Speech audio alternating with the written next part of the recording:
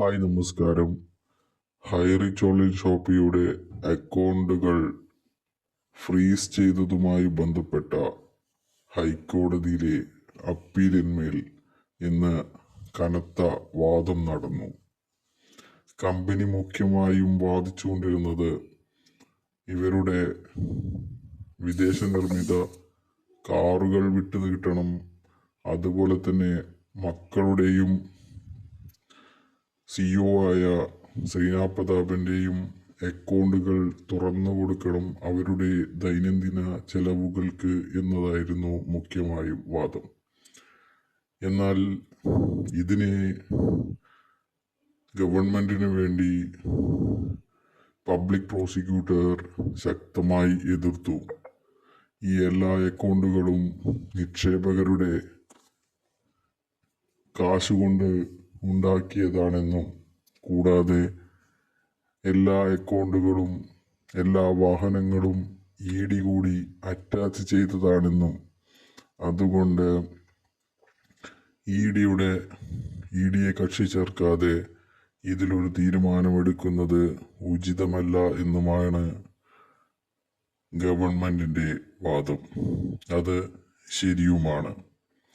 അതുകൊണ്ട് തന്നെ ഇന്നത്തെ വാദത്തിൽ വൻ തിരിച്ചടിയാണ് ഹൈറിച്ചിന് ഉണ്ടായിരിക്കുന്നത്.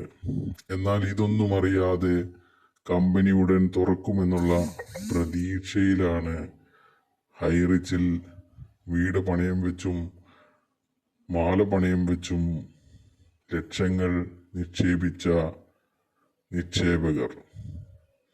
അവർ കരുതുന്നത് കമ്പനി തുറക്കാൻ വേണ്ടിയിട്ടുള്ള വാദങ്ങളാണ് നടക്കുന്നത് എന്നാണ്.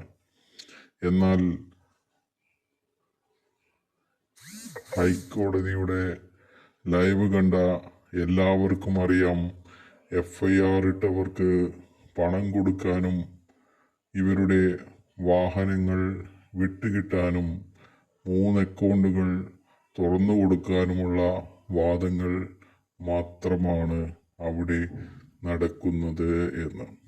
അതുകൊണ്ട് തന്നെ ഹൈക്കോടതിയിലെ വാദങ്ങൾ കണ്ടു മനസ്സിലാക്കിയവർ എല്ലാവരും തന്നെ FIR ഇടാൻ തയ്യാറായിക്കൊണ്ടിരിക്കുകയാണ് എന്നാണ് കിട്ടുന്ന വിവരം. FIR ഇട്ടവർക്ക് പണം നൽകാൻ ലീഗൽ സർവീസ് സൊസൈറ്റിയെ ഏർപ്പാട് ചെയ്യണം എന്നാണ് ഹൈറിച്ചിന്റെ വാദം. അവർ നൽകുന്ന കണക്കനുസരിച്ച് പണം നൽകുന്നതിന് കമ്പനിക്ക് എതിർപ്പില്ല എന്നും കൂടി ഇന്ന് ഹൈക്കോടതിയിൽ കമ്പനി അറിയിച്ചിട്ടുണ്ട്. ഇന്ന് വാദം അരമണിക്കൂർ മാത്രമേ ഉണ്ടായിരുന്നുള്ളൂ. നാളെ ഉച്ചയ്ക്ക് ഇതിന്മേൽ വാദം തുടരുന്നതായിരിക്കും.